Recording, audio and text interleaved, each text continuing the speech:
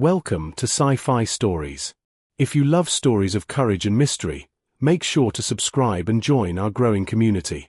The alien cadets laughed at the quiet human girl eating alone. Until the Academy accidentally revealed the war she had already survived. The Grand Mess Hall of the Interstellar Defense Academy was never quiet. Hundreds of cadets from across the galaxy crowded the metallic tables. Different species spoke in different tones. Some clicked their mandibles. Others communicated through low humming vibrations. Translator implants struggled to keep up with the constant noise. But in the far corner of the cafeteria, one table was almost always empty. Except for one person. Cadet Elena Torres. The only human in her class. She sat quietly eating a bowl of simple grain porridge brought from Earth supplies. No exotic alien nutrients. No engineered protein cubes. Just a plain meal. Most cadets ignored her. Others whispered. But one alien never missed the opportunity to remind everyone how weak humans supposedly were. A massive Grathian warrior named Kroval slammed his armored hand onto Elena's table. The vibration made her spoon tremble slightly. "Well, look at this," Kroval said loudly, his deep voice echoing across the hall. "The primitive is eating mud again." Laughter erupted from the aliens behind him. One of them leaned forward. "Humans really eat that? No wonder their species almost went extinct." Elena didn't react. She simply kept eating. Slowly. Calmly. For 4 months she had endured the same routine. Insults. Laughter. Mockery. The Grathians came from a planet with 3 times Earth's gravity. They were natural warriors. Massive, powerful, bred for battle. Humans? In the eyes of the Academy, they were fragile newcomers from a minor planet. Kroval leaned closer, towering over her. "I heard humans panic during combat simulations," he said. "Tell me, human, do you cry when things get difficult?" More laughter. Across the room, several cadets looked uncomfortable. But no one intervened. No one wanted trouble with a Grathian. Finally Kroval grabbed Elena's bowl and lifted it. "This disgusting sludge is supposed to fuel a soldier?" That's when a calm voice echoed through the cafeteria. "Put it down, cadet." The entire hall went silent.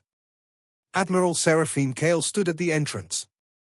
One of the most decorated commanders in the Galactic Fleet. Kroval immediately straightened. "Admiral, we were just... I know exactly what you were doing."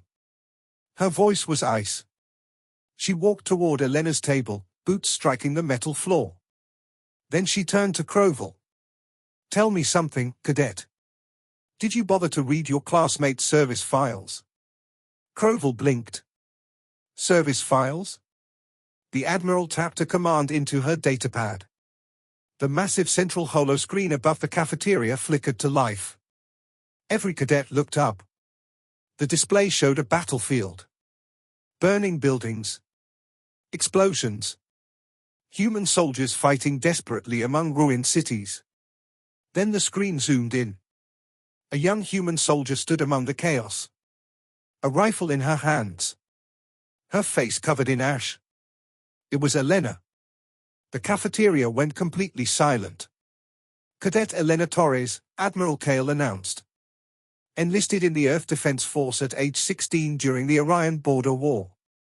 Gasps rippled through the room. The footage continued. Elena directed evacuations through a collapsing city. Alien artillery rained down around her. During the siege of Madrid Colony, the Admiral continued, Cadet Torres held a defensive line for 9 days without reinforcement. The screen showed her dragging wounded civilians into shelters while explosions shattered the streets. She evacuated over 3,000 civilians under constant bombardment. Another clip appeared.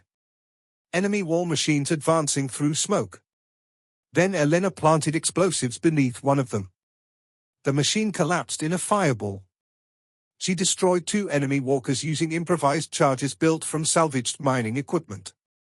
The cafeteria was so quiet that even breathing sounded loud. Kroval's scales shifted color. Shock. Confusion. Fear. The admiral continued. 38 million humans died during that war. The screen showed Earth cities burning. We had inferior weapons. No shields. No advanced plasma systems. But humanity fought anyway. She turned slowly toward Crowell. Cadet Torres served 4 combat tours before she was even old enough to legally drink on her own planet. The screen faded. Silence filled the cafeteria. Crowell looked at Elena again. But now the way he looked at her had changed. She wasn't just a quiet girl eating porridge. She was a survivor. A soldier. A veteran of a war most cadets had only studied in history files. "Tell me something, Cadet Crowell," the admiral said. "How many battles have you fought?" Crowell's voice was barely audible. "None, Admiral." The admiral nodded once. "Exactly." She turned to the entire cafeteria. "Never assume silence means weakness. Sometimes the quietest person in the room is the one who has already seen the most war." Then she walked away. Slowly the cafeteria noise returned. But the atmosphere had changed. Cadets who once ignored Elena now looked at her differently. Some nodded respectfully. Others simply watched in awe. Crowell stood beside her table for several seconds. Finally he spoke. "Human. I didn't know." Elena looked up calmly.